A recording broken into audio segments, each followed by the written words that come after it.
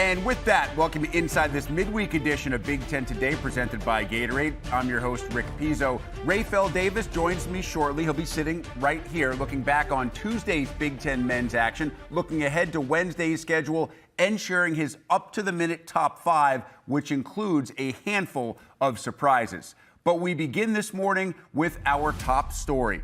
We now sit just 2 sleeps away from kickoff of the first ever 12-team college football playoff. And while top overall seed Oregon remains in wait-and-see mode until January 1st, Indiana gets things started Friday at Notre Dame. Penn State welcomes SMU to State College, and Ohio State plays host to Tennessee, both those games slated for Saturday, December the 21st. Yeah, I mean, it's a home game. I mean, treat it like any other home game. You know, it's historic, but it's still our field, our stadium, you know, and our job as a defense is to defend that, and we will. They do have a very talented football team, and they do have many weapons that they can get the ball to. So it forces you to be able to say, hey, man, everybody's got to do his job, you know, which is what you obviously say from the beginning, but it's really more valuable when you say, hey, this is – sometimes you say, if we take this guy away, we're going to be able to do this and that. And so to me, we have to be sound across the board, and everybody is going to matter who you're matched up with. Yeah, I think each team is different. They all got their different weapons, different pieces, different ways they can impact the game. But with SMU, what I've seen is their quarterback, he pretty much make them run. He can make plays with his arm, his legs, just extending plays, making people miss. So I would say their quarterback for them is the biggest thing I've seen. This game comes with a lot of different things. The history, obviously, you know, in-state rival as well, and then just being the first game of the playoff, you know. And so I think all those things combined, I mean, just create a lot of buzz and excitement, you know, both inside the building and then outside. And I know we're just excited to get ready and going.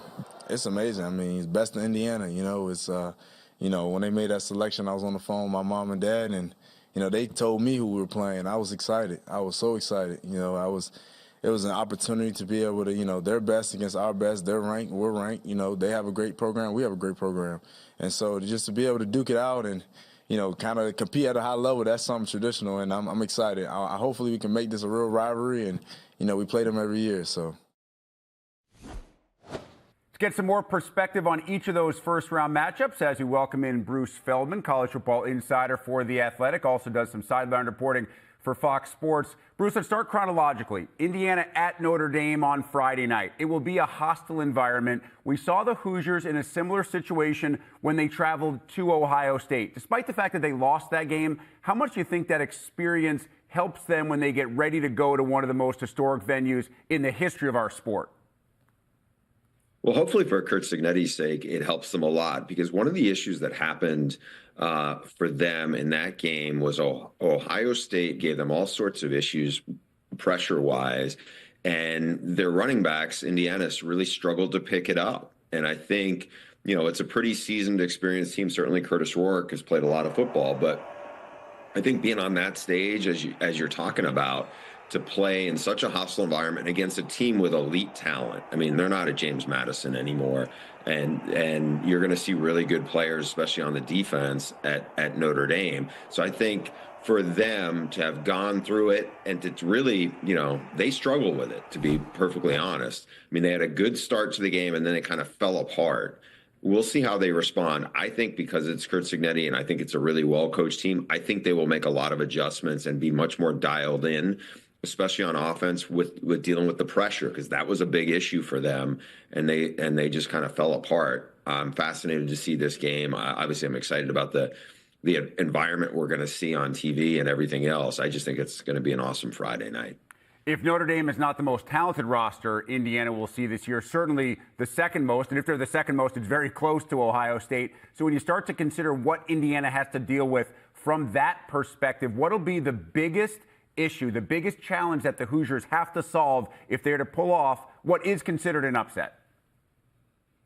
You know, I think it's going to be really stuff they've seen. Like, you look at Ohio State has a big mobile quarterback. That's certainly what Riley Leonard is. Riley Leonard is pretty dynamic runner, and you see really good running backs that Notre Dame has, very explosive in the run game. I think they do. I think there's parallels. The thing that's different, and this is a benefit for Indiana, is there's no Jeremiah Smith at Notre Dame or Abuka.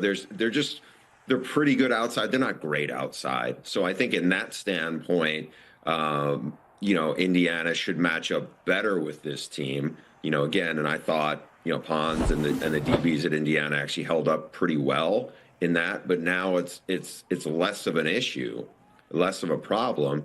But I think, again, for Indiana, it's, can they do some of the things they did against Nebraska, where they just looked like they were a step ahead of Nebraska? That was just the week before, that Ohio State game. So I'm interested to see how kind of dialed in the offense has been, because they were really sharp earlier in the season. And then, like I said, they fell apart in the game against Ohio State. I think they'll be primed for this. I can't wait to see what it's going to be like. I think Notre Dame's going to get their best punch. I don't know if it's going to be good enough for Indiana. Let's move ahead to one of the Saturday games, the early game in State College. It's Penn State, SMU, two teams coming off losses in their respective conference championship games. I think for a lot of Penn State fans, SMU, though, Bruce, is a little bit of an unknown. Many didn't even understand that they're in the ACC before they lost to that Clemson team in the championship game. What does SMU provide? What's the biggest, I guess, trademark or personality trait of this SMU team that Penn State faces on Saturday afternoon? Even though Rhett Lashley made his trade as an offensive guy, I think they have gotten really good on defense. The run defense is really formidable. It's gotten a lot better over the last couple of years. The defense coordinator, Scott Simons, has been there for 3 years. They're really good. They're really sound. And I don't think there's like a lot of elite talent on the field in regards to, like, if you're an NFL evaluator. Now, their running back, Rashard Smith, who started his career as a receiver at Miami. He is an explosive athlete. He can make big plays, but I think ultimately it's really the defense where they've really flourished. Now, I know Kevin Jennings, since he took over as a starter, has been very good, and that happened in September. But the Penn State run game, and you can just ask Oregon. I mean, they are very dangerous. You got two elite running backs. They look terrific, I thought. In the Oregon game, you obviously have a difference maker tight end in Tyler Warren. That creates all kinds of problems. And Drew Aller, even without Bo Prabula for this game, I think Drew Aller showed he can be a problem for you in the run game, not just with his arm. So are we going to see the Penn State offense that really looked like it was hitting its stride under Andy Kotelnicki when they played against a really good Oregon team? Because that's the team that they can be a problem for anybody. And I do think that this Penn State talent-wise offensively, especially with that it's a different kind of three-headed monster, two elite running backs and a really, really versatile tight end, in addition to obviously a strong-arm quarterback. I think that's different than anything that SMU has seen this year. I mean, it's not a great year for offense in the ACC by any stretch. And look, they had some problems early on with Cade Klubnik and Clemson, and I don't think Clemson's talent, at least in this way, is similar to what Penn State's going to go. And then the other part of this is it's Happy Valley. It's going to be a wild atmosphere for a playoff game. We'll see how they respond, how cold it's going to be, whatever those things. I think once SMU gets in the game, I think they'll probably be able to handle some of the elements. But I do think this is a different kind of test for them than they've seen in the ACC. And another game which will help define James Franklin's tenure at Penn State. The storyline preseason was you have to get to the playoff. Now the storyline at home against a lower-seeded opponent is you have to win your playoff game and move on to the next round. Ohio State, Tennessee, Saturday night. Before we get into the matchup, Bruce, I want to know what your take is on Ryan Day and this staff and the job they had to do. One coaching statement that's always ringing true: you can't let one loss become two. So how much of a focus do you think it was for Day and the staff to simply get this team past the Michigan loss before it started to focus on Tennessee?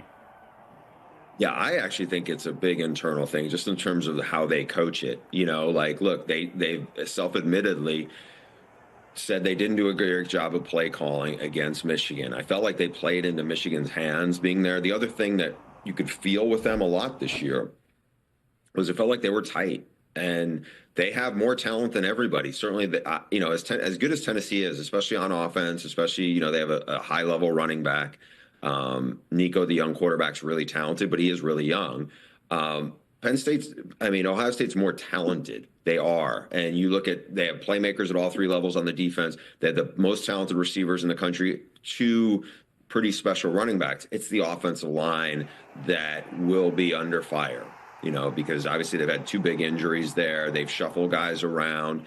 But by the same token, Tennessee's offensive line has been very suspect too, especially from a pass blocking standpoint. We know Jim Knowles guys can really get after people. I think if Ohio State cuts it loose, and look, Ryan Day has a blueprint for this in this regard. A couple of years ago, they lose to Michigan. It was a kind of gut punch of a loss for that program. And then they bounced back, and they went toe-to-toe with a really talented Georgia team. And they should have beaten them. They didn't, but they came close within a field goal. I think if they kind of go off that, like, look, we can beat anybody. Let's just we got nothing to lose. Let's just play like it. I think they will respond here. I mean, it's a home game. I think this is a big challenge. It's not like Tennessee hasn't played in hostile environments, and they have a really good running back in Dylan Sampson. But I think to me, this is all about how loose Ohio State is. If Ohio State plays tight, they'll lose. If they play like they did against Georgia, and again, they had C.J. Stroud, it was different, from that standpoint. But I think from the mindset of just cut it loose, I think they'll win this game. All right, Bruce, one quick thought on Oregon. I know the Ducks are in wait and see mode. I understand you'll also be traveling to the Rose Bowl when that game kicks off its traditional date on January the 1st out in Pasadena. If you're Dan Lanning, I know he would never say this publicly. If you're a member of this team, do you think you'd rather face Tennessee in that quarterfinal matchup at the Rose Bowl, or would you rather have round 2 against Ohio State?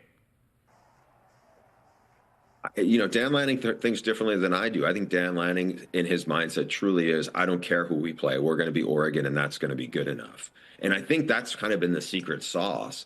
They have risen up to every challenge. And I think because of that, the other thing is he has the quarterback on his side who I think I would have by far the most confidence in this tournament, Dylan Gabriel. Played in a lot of big games, played well in a lot of big games, and he's a true leader. And I think when you have that, I think you have.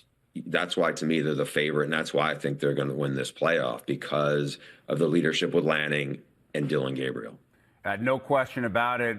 Post-championship game, Tez Johnson said that he actually went to Dan Lanning and said before the fourth quarter against Penn State, Coach, we need your best 15 minutes. A team that is completely locked in mentally and focused. I agree with you. They are the favorite to win it moving forward in the first ever 12-team college football playoff. Always great to catch up with Bruce Feldman. Bruce, we appreciate the time and the insight. Enjoy the games. Thanks for having me. And so while that 12-team football bracket gets underway this weekend, it's Final Four time in NCAA women's volleyball. National semifinals set for Thursday. Pitt, Louisville on one side. On the other, a pair of Big Ten rivals, Penn State, Nebraska, all chalk into the Final Four. Of course, this Nebraska-Penn State showdown will be a rematch of a regular season match that was played in the final week of the regular season when Penn State beat Nebraska 3-1. Actually snapped a 25-match win streak for the Huskers. Also earned Penn State at least a share of the regular season title. The Huskers would join them to share that title the next day. Now they'll do it again with the stakes a whole lot higher. We've had a goal to get back to the Final Four, and we achieved that goal, but the job's not done. And I think just having that same mentality of like the next point, the next match, taking what's right in front of us and just going with that will help us a lot. Yeah, the expectation here is to make it to a national championship. So I think with that, it comes a lot of pressure, but at the same time, we like to tell each other that we're playing for each other. And I think that's what keeps us balanced and calm, because we're always going to have pressure when you play in a program like this. But I think it's about just playing for each other and not listening to outside noise. No, I'm just so happy and so excited for the program to be able to go to the Final Four. I'm excited for our alum. It's just been, I'm really grateful for all the people who've reached out to wish this team good luck. And, obviously my former teammates and players that came before me, but I'm really excited, and I'm excited for this team to have that experience. Speaking of cool experiences, if you can find your way to Iowa City on February the 2nd, I highly recommend. We just learned on Wednesday morning that Caitlin Clark's number 22 jersey will be retired fittingly on 2-2. And to make it even better, Iowa takes on USC and Juju Watkins, who took over the mantle as the best player in women's college basketball this year. Caitlin Clark's jersey officially set to be retired in Iowa City. We'll get Big Ten Today is fueled by Gatorade. Is it in you?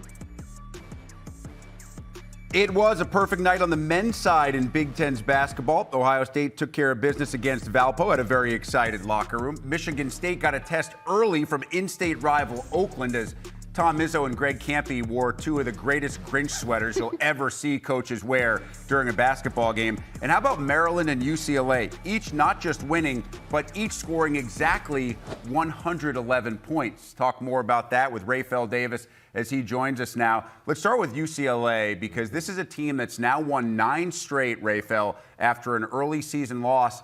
We know they're going to play defense under Mick Cronin, but I think what we see right now from their offense, the depth, the different ways that they can score, makes this a really difficult basketball team to try to defend. Yeah, I thought this was UCLA's best offensive performance all season long. You get 5 guys in double figures, you make 10 threes, you get 26 assists, sharing the basketball at a high rate. They dominate inside like they've been doing all season, but they got Dylan Andrews going, and Dylan Andrews needed to get going this season, been struggling as of late, but him going for 21, 6 assists, only 1 turnover, knocked down 3 threes, that was big time because in the Big Ten, you can guard your tail off. You look at Maryland last season, one of the better defensive teams in the country, but you can't win in the Big Ten if you can't score the ball. I thought UCLA's offense was big time last night. Tyler Bilodeau is proving that he's going to be a mismatch issue for a lot of different teams. He's a guy who can work down low, but there you see how versatile he is because he can draw bigs out to the perimeter. He is a willing and able three-point shooter.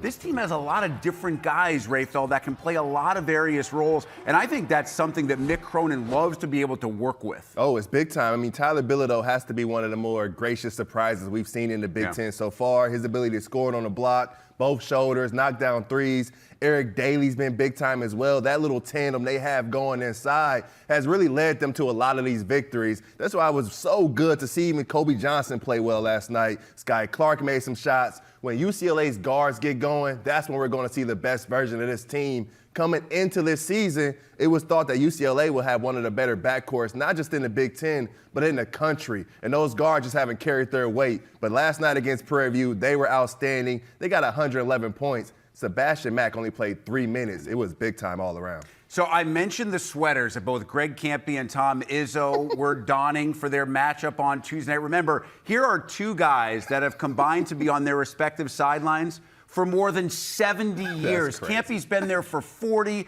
Izzo for more than 30. You go ahead and choose who wore it better. By the way, these guys separated by almost exactly a year in age. And speaking of separation, Michigan State able to get some in the second half. I really like what I saw from Xavier Booker last night. I think he's the key. Jaden Akins is going to give you what he's going to give you. I think Jace Richardson is proving to be a really dynamic freshman. But if Booker can shoot like he shot last night, then Jackson Kohler messes around, goes for 14 and 13. Doesn't have to do that every night. But then Michigan State becomes a much more dangerous offensive team. I mean, you look at Xavier Booker in his second year, hasn't been the player we thought he should have been coming out of high school, but this was his game. I think if he can have this type of performance, maybe not get to 18 points, but just come in and exhaust your energy. Come in and give all you have for 4 or 5 minute spurts, protect the rim, guard at a high level, 6 rebounds in 17 minutes was big time. But offensively, he just let the game come to him. He was open, he shot it, he had it in that mid-range, got to the backboard, rebounded at a high level, finished around the rim. I think if you get this version of Xavier Booker with the development of Jackson Kohler, Zapala's been good on the glass, that gets Michigan State back to what they've been because this is the first season and maybe the last 3 or 4 that I felt this was Michigan State basketball. It was defend, it was rebound, it was run. They pounded Oakland on the glass by 20 and had 20 offensive rebounds. Michigan State has that fight back, but I love what Xavier Booker got going last night. And Booker may just be one of those guys who's better as a secondary scorer, doesn't feel the pressure of having to be the lead dog. That's when he probably provides the biggest benefit to Michigan State. Maryland drops 111 against St. Francis, and they exploded after about 10, 12 minutes. It got off to a slow start for everybody except Selton Miguel. Man. This guy has been around college basketball for a long time, third different school, but we saw Rapheal last night scoring, facilitating, rebounding as well. He's a guy that we're not talking a lot about right now that could end up, if he continues to play at this level, and I think he can, I don't think it's out of the box to say he could be a second, maybe even fringe first-team All-Big Ten kind of player. Oh, no question about it. He just needed time to get comfortable into what Coach Willard wanted from him on both ends of the floor. Coming into the season as a transfer, averaged 15 points a game a season ago. You knew he could score the ball. You knew he could shoot the ball well. He just didn't have his footing coming in this season. He was big time last night. 24 points, 4 assists, 4 or 6 from deep. When they have him going, it makes Maryland so tough to guard because we know Rodney Rice can put the ball on the floor. Jacoby Gillespie can score the ball at a high level. And then you look at Maryland with Derek Queen and Julian Reese, probably the best front court in college basketball right there with Michigan. I like what Maryland has going. What they do defensively, along with when they make 15 threes, they get 26 assists, they go 62% from the field. This Maryland team is tough and dangerous. Just turned it over 5 times, Big too, time. which is really impressive when you think about how large the lead was late. You can sometimes get a little bit sloppy. Terps didn't do that. Good sign for Kevin Willard moving forward. Tell you what's a great sign for Jake Diebler is the development right now of Devin Royal. I think this young man could be the breakout star of the year inside the Big Ten. He has everything. His skill set is there. When he puts it all together like we saw him do on Tuesday night, he becomes one of the best players, I would argue, not just in this conference. I think if he plays this way, he could be considered one of the best players in the country. Oh, for sure. You go back to last season when Ohio State made that turn and Jake Diebler took over the job. It was the player Devin Royal that led them down the stretch. At 6'6", 220, he's not the most physically imposing guy. He's not the biggest guy down low, but he just understands how to score the basketball. He gets angles. He knows jump fakes, ball fakes. He knows how to move it. He knows how to play without it. A career high in his first start of his career was huge. 31 points, 15 rebounds. You get Bruce Thornton going. You get John Mobley going. That's going to be big for Ohio State because you go back to that game against Auburn over the weekend. Janai Broome just had his way. It was ugly. So it was good to see Ohio State dominate inside and get somebody back on the glass. At one point, you looked over to the Valpo bench after a Royal bucket midway through the second half, and the head coach looked at the rest of his staff, and the rest of their staff just shrugged as if to say, the guy's on a heater. There's pretty much nothing we can do. 31-15 as Ohio State picks up a much-needed bounce-back win. Much more from Rapheal still to come. Back on Big Ten today with a look at your Gatorade game leaders, leading scorers in the Big Ten. How about a freshman leading the charge? Dylan Harper, nearly 24 points a game. Nick Martinelli, John Tonje, also at or above 20 per. Dawson Garcia, Bryce Williams, Trey Kaufman-Wren, kind of doing what we expected those guys to do. Harper's been fantastic, just leading an amazing group of freshmen right now inside the Big Ten, alongside Derek Queen, Jace Richardson, some others who are doing great work in their first year in college basketball. So these are stats. What we're about to show you, well, this is going to be Rapheal's opinion as we work through, at this current moment, based on what he's seen, the top 5 Big Ten teams to date. At number 5, you have Michigan State really starting to play, as you had said just a few minutes ago, the kind of basketball that Tom Izzo's teams play when they play their best and make their runs in March. Yeah, when I came into the Big Ten playing for Coach Painter at Purdue, we get ready to play Michigan State, and the seniors talk to you, the juniors talk to you, and you're a little bit scared. They're going to punk you. They're going to out-physical you. They're going to run up and down the floor. I think this Michigan State team is back to that, flying a little bit under the radar, but they're tough again. They rebound the ball at a high level on the offensive end and the defensive end. They protect the basket. They protect the paint. And the first step to protecting the paint is having guards on the perimeter that keep the ball in front of them. You think of Jeremy Fears, Trey Holloman, Jay Nakins, do a tremendous job defending. And then offensively, you see guys, Jackson Kohler development. You see Xavier Booker go off last night. Jaden Akins has been consistent. Frankie Fiddler hasn't even gotten going yet. He's a guy that averaged 20 points a game a season ago. This Michigan State team, they're back in the locker room as a team, as a unit. Coach Izzo has the squad's ear. I love what they have going. It's rebound, it's defend, it's run, and they're back to it. And you get freak athletes, too, like Cohen Carr coming off the bench to do his thing. This is a very, very deep Michigan State team. And I think Coach Izzo has now settled on the lineup he likes the best. And if Jackson Kohler continues to play at this level, he's able to mix and match that lineup because he knows what he's going to get down low. Spartans 9-2 on the season, of course, unbeaten in early Big Ten play before they get back into it here in a couple of weeks. At number 4, your alma mater. Been a bit of an up and down start to the season for Purdue, but a lot of that is based on the fact that they played one of the country's toughest schedules. Yeah, you lose at Marquette, you lose at Texas A&M, you go out to Penn State, you lose to a really good Penn State squad. It doesn't change my opinion on the Boilers. I think they're one of the better teams in this league, one of the better cores in this league. We think of Braden Smith, probably one of the better point guards in the country. Trey Kaufman-Renn has developed himself and probably one of the best back-to-the-basket players in the country.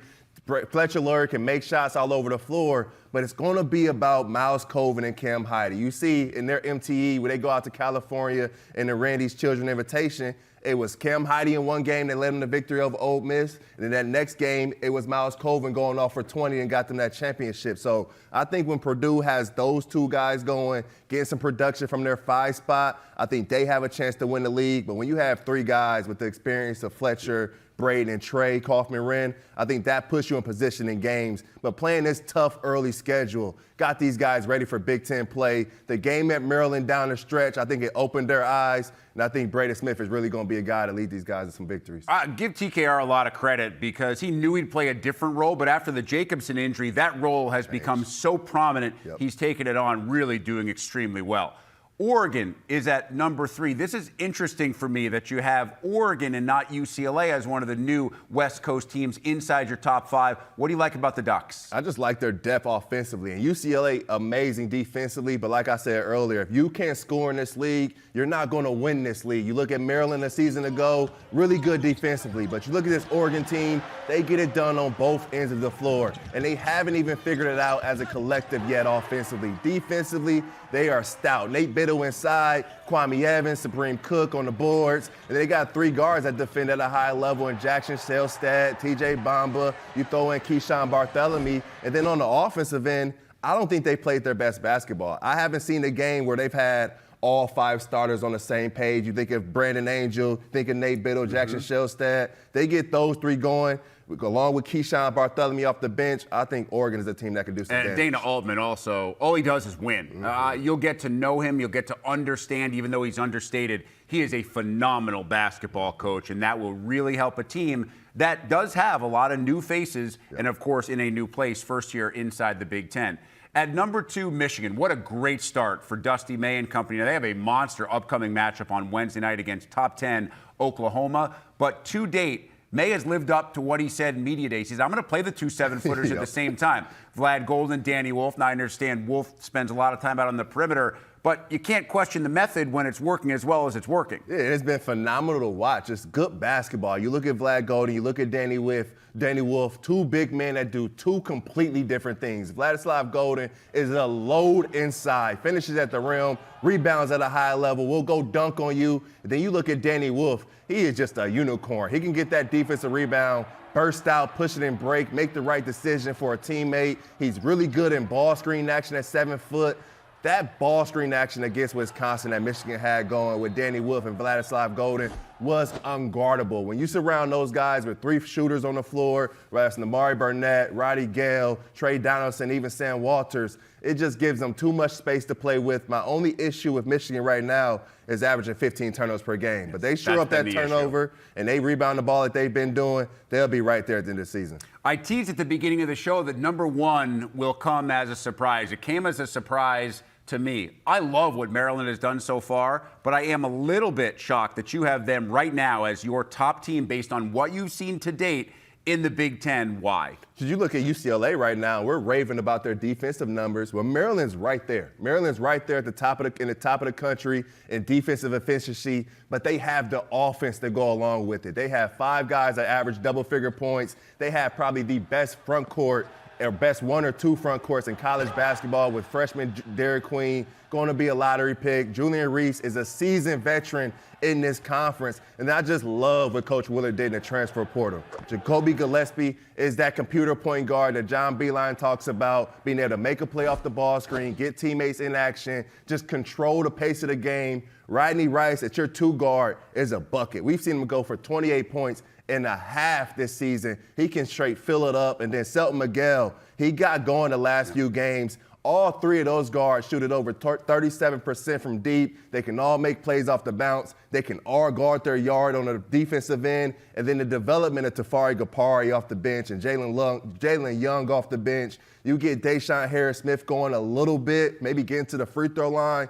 I really like what this Maryland team does on both ends of the floor. You dominate Ohio State at home, and then you go on the road in one of the tougher environments in Mackey Arena, and you're in a 2-possession game with a chance to win it with Julian Reese fouling out. I think Maryland is really playing big-time basketball on both ends of the floor. It's not being talked about enough. All right, let's mention some teams that just missed your top 5. Northwestern, UCLA we discussed already at length. Wisconsin, a little bit of a rough December after a great November. Penn State probably not on this list because of that loss to Rutgers. Yep. But Illinois, 1 possession away from beating number 1 Tennessee, and they don't crack your top 5. Still, you've got to be really impressed with Jakachonis, Ivisic. These guys are locked and loaded. Oh, for sure. I think Jakachonis is a first-round draft pick, probably top 10. But I look at Illinois, and I look at the last 5 minutes of the game against Tennessee. They didn't make a field goal. They had nowhere to go offensively. It was Jakachonis in the ball screen. It was make a shot, young fella, we'll live with it. It was miss it, and we'll live with it. They don't have anyone else in the half court that can get them going. It's a thing where if Illinois, they're making shots, they're running up and down, they're hanging on rims, they're playing well. But when that ball slows down, like Tennessee slowed it to a halt, they don't have many places to go on the half court. Tomislav Ivisic was a no-show. The physicality of Tennessee kind of bothered them. You even go back to that Northwestern game. Down the stretch of games, it can't just be Jakachonis. You got to have more guys that can put the ball in the basket, because when you have a guy like Meshack, that can take that away. You do want an alpha dog, and Jakachonis has proven that he is that guy. He is willing to take and make some of the most difficult threes you'll ever see, but Illinois does not crack Rapheal's up-to-the-minute top 5. All right, we'll leave the beaten path when Big Ten Today returns. And we are thrilled to share some information today on the Michigan Sports Business Conference with 2 key members of that group. Olivia DiMattia, Adam Helstein are with us. Olivia, I want to start with you. And for those who don't know much about the origin of this conference and really the growth that it has enjoyed, could you tell us a little bit more about that? Absolutely. Well, first and foremost, thank you so much for having us here today. We are so excited. This is so much fun. But awesome. A little background on Michigan Sport Business Conference is this was our 13th annual conference, but it is completely different from where we started. We started in a small room in the Ross School of Business, super few attendees, obviously a great network of alumni, but what it has grown into is what we're so proud of. This year we had over 1,100 attendees with students coming from all across the country, west to east coast. And our main goal is bringing together both the current and future leaders of the sport business industry. And that is exactly what it has become. We take over the School of Kinesiology building in Ann Arbor, and we fill the place up, we decorate it, we go the night before, and we make it so official, so professional. But our biggest pride and joy is that we are completely student-run. We have a planning team of 39 students, and myself, I am the media relations manager as well as a partnerships account manager. So I work with Adam and a team of 6 others bringing in conference revenue. But we also have an event planning team, a marketing team, a creative team, all working together to put this conference on. That is so much work, so many people, and so many influential and amazing speakers in this business. Adam, tell us a little bit more about that, who you guys have heard from, and how they've kind of influenced those that are able to attend the conference. Yeah, so this year we were lucky enough to have 2 of the Sports Illustrated 50 most influential people, including Jeffrey Kessler, who's a partner at Winston Straw, and has a lot of relevance to where we are at Big Ten Network, given that he is leading a lot of the litigation with college athletes and NIL and getting them paid. We also had Julie Urban from Angel City FC.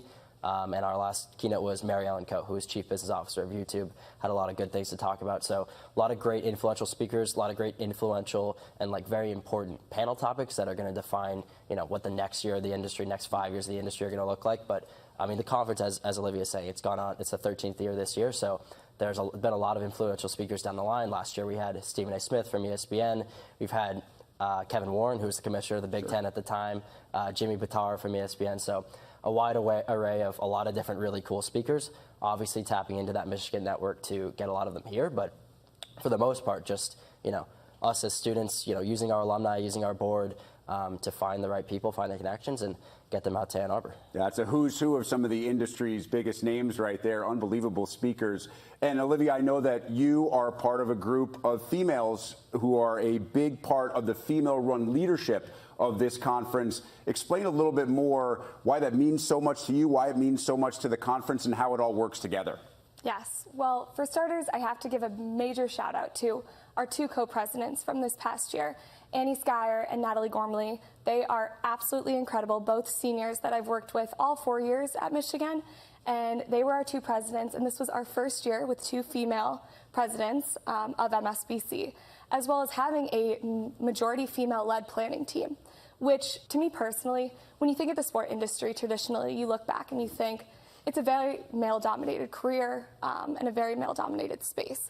But seeing that trajectory really change and seeing so many females kind of talk about their engagement within the industry and how passionate they truly are, and seeing that come to life on the planning team has just been absolutely incredible and very motivating. Because you know what, seeing that drive and having that kind of women support network, along with our alumni, knowing that, you know what, we want the best for you and that we all want the best for each other, there's no other better feeling. Speaking of alumni and network, you talk to anyone who attends the University of Michigan, and pretty much 99.99% of them are dyed-in-the-wool, maize and blue. They describe it as just a different feeling, kind of a different experience to be a Michigan grad. Could you tell me, Adam, a little bit about the engagement with alums, with those who have that degree from Michigan, and how important that is to those who are at the university and looking for their next step as well? Yeah, it's the Michigan network and the power of Michigan is definitely not lost upon us. I feel like there was no way you could have anticipated when I first arrived at campus just how powerful it is. But you see it everywhere, right? Like, you see the Michigan logo. Like, it doesn't matter where you are in the world. If you wear a Michigan hat, somebody will say "Go Blue" to you. Somebody will make a comment, whether it's good or bad. Sometimes you get both. Fair. But as far as it's a small group of Michigan Sport Management alum. It's even a smaller group of Michigan Sport Business Conference alums. So, like Olivia said, there's been 13 conferences, including this one a few weeks ago. And so there's 13 years of planning team members who, many of them stick around either as our alumni committee, who each of us have alumni committee mentors who we have the entire year that help to shadow us. And, some of them did the very jobs that we were doing. Like, for example, my mentor was somebody who had been vice president of partnerships a few years back. Now he's in the workforce. Now he's going to help out with that type of stuff. So you can help in terms of career advice. You can also help in terms of, you're having a problem with VP of partnerships, like, I can answer that question. So there's really 13 years of knowledge and expertise that we can tap into. On like a personal level too, right? Like, every time the conference comes around, a lot of those alums come back. It's like a get together again. So, they love to come back. I know Olivia's graduating next year. She better come back next year for sure. And I know a lot of people will continue to do that just because there's a real big like family atmosphere to it, right? There's only 13 people there's two co-presidents, so 26 people who have been co-presidents of the conference, right? So that's a little fraternity of itself. There's only so many people that were on the partnerships team. That's a little fraternity of itself. So, it's a real family atmosphere, and it just helps give some sort of guidance to a really big, murky school, which obviously is great. Sport management is even smaller, and when you get down to the MSBC alumni, those are the people that really are going to help and take care of you and, pass down what they had when they were in school. The alumni helped them, right? So now that they're alumni, they want to help us, and it's just a really great feeling and a really great way to get your foot in the door in the industry. And so much more goes into the conference than just listening to the speakers and engaging. I know there are workshops, there are panels. Tell us a little bit about what happens at the conference outside of just listening to alums and the speakers that come in. Yes. So, like you said, there's so much more that goes on than just the keynotes and the panels. For example, this was one of our ongoing themes for the conference this year is, what's your legacy? How do you want to leave your impact as you enter kind of the real world? So we partnered up with Wasserman, who came in and they led a breakfast panel where Lindsay LeBennett, she came in and she talked about kind of everything that matters on a personal note and how you can carry that into your real life within the real world. So once again, adding that like foundational skills into being a good person and staying true to who you are and how to use that as your guiding principle as you enter the real world. So it's not just business, it's not just sports, it's everything. And so that panel was incredible. Do you have a favorite? My favorite panel, I think, was the private equity panel, which is obviously developing very fast. I was also going to say, aside from like general programming, students and industry professionals are also paired up in what we call structured networking. So there's a morning keynote when you get there, and then students are assigned to a room, industry professionals are assigned to a room, and then we had 750 students or so at the conference and about 400 industry professionals. So they're like small group basis. And then, as a freshman, I came to the conference not on the planning team, just as like, somebody who wanted to work in sports. And I was paired up with really cool alumni or industry professionals. And so every student that comes is assigned to a room, and then they have the opportunity to sit down kind of like we are right now, just in small groups, and say, what do you do? Like, have the opportunity to ask some questions and then lay the groundwork, if they want to reach back out after. It's just a way to make genuine connections with obviously very budding young students who are waking up on a Friday morning who are willing to spend the whole day in the school of kinesiology at Michigan, and then also industry professionals that have come from across the country, with the goal of helping Michigan students, right? So it's kind of like a really great way for students to make a connections, regardless of whether on the planning team, regardless of whether they're in the sport management major. We have students come from all over the country, even had some come from international, from the London School of Economics this year. So it's just a great way to make genuine connections with people who want to help. Really cool. 13 years and counting. Adam will be back next year, and apparently now you have to come back because that's what I guess I'll be in Ann Arbor as well, yes. Want to or not. Olivia, Adam, thank you so much for all the information. Thank you so much. Best of luck in the future. Thank you so much. Let's get caught up on what went down Tuesday night in the world of Big Ten women's hoops. Ohio State making easy work of Grand Valley State. Buckeyes ranked number 11 in the country. Combo of Cody McMahon, Taylor Theory, just a little bit too much as the Buckeyes cruise. Purdue goes on the road in the non-con to Miami, Ohio. This game was tight into the fourth quarter before the Boilers pulled away for a road win in the non-con, 67-51. No issues at all for Oregon. They ground Air Force 98-36. The Deja Kelly show continues for the Ducks as they add another win to their resume. And a terrific game in the Jumpman Invitational from Charlotte, but Michigan comes up just short as the number 20 team in the country falls to Oklahoma 72-62. Sooners pulled away in the second half. A few more minutes, Rick Pizzo with Rapheal Davis. Same two teams on the men's side coming up on Wednesday night. And just like the Michigan women, the Michigan men face a tough test against Oklahoma.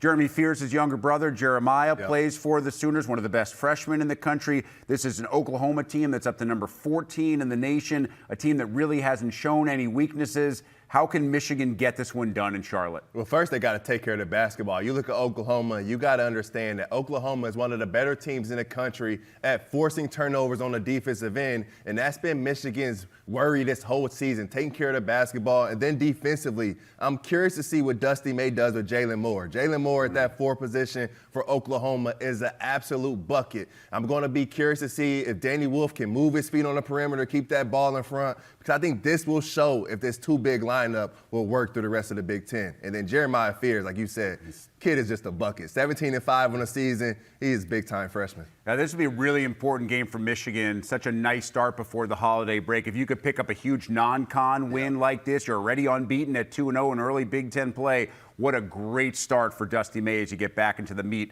of Big Ten play. Want to touch on 2 other games. You'll see USC and CSUN. That's the school you used to know as Cal State Northridge coming up tonight on Big Ten Network. What should we be watching for with USC? Because it's a roster that even Eric Musselman is still trying to get to know. I think we're starting to see those guys coming to form and starting to learn each other. You look at Desmond Claude coming in from Xavier last season.